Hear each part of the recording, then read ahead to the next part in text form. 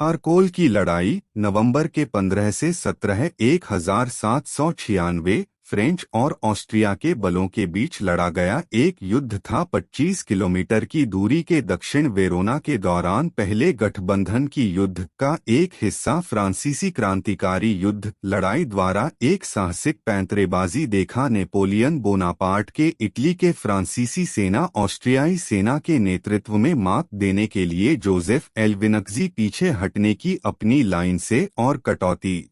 मंटुआस की घेराबंदी को उठाने के तीसरे ऑस्ट्रियाई प्रयास के दौरान फ्रांसीसी जीत एक अत्यधिक महत्वपूर्ण घटना साबित हुई।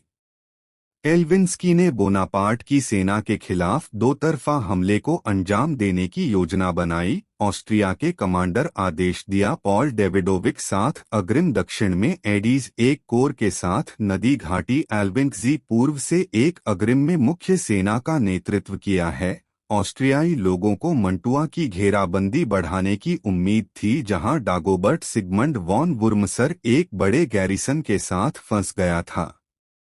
यदि दो ऑस्ट्रियाई स्तंभ जुड़े हुए थे और यदि वुर्मसर के सैनिकों को रिहा कर दिया गया था तो फ्रांसीसी संभावनाएं गंभीर थीं।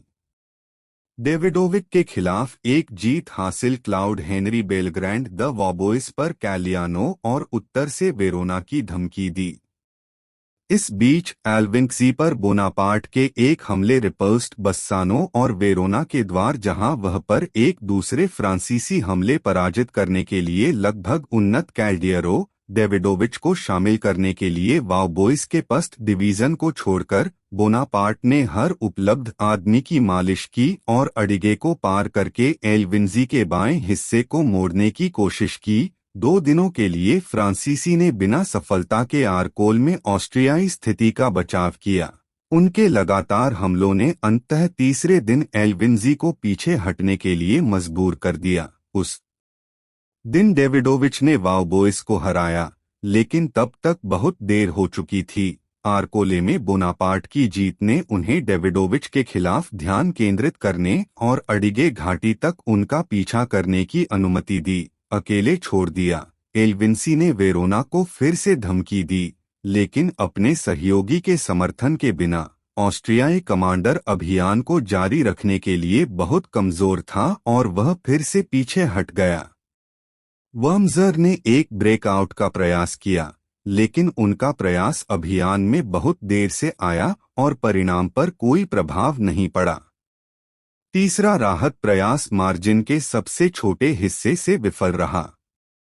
एक बाजीगर की तरह एक बार में 3 गेंदों को हवा में रखते हुए, बोनापार्ट को स्पष्ट सापेक्ष परिप्रेक्ष्य में रखते हुए एक दूसरे के खिलाफ 3 क्षेत्रों के खतरों को संतुलित करना था। यद्यपि उन्होंने एल्विन्स्की को अपने मुख्य लक्ष्य के रूप में चुना था, यह केवल इतना स्पष्ट था कि डेविडोविच या यहां तक कि वुर्मसर की ओर से एक आक्रामक कदम फ्रांसीसी को मुख्य ऑस्ट्रियाई सेना के खिलाफ अपने अभियान को छोड़ने और हर उपलब्ध व्यक्ति को मजबूत करने के लिए मजबूर कर सकता है। खतरा क्षेत्र।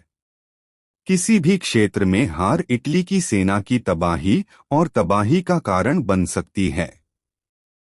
6 नवंबर को कॉलियानो की लड़ाई में वाउबोइस पर हमला किया, लेकिन कड़ी लड़ाई के बाद उसे खदेड़ दिया गया।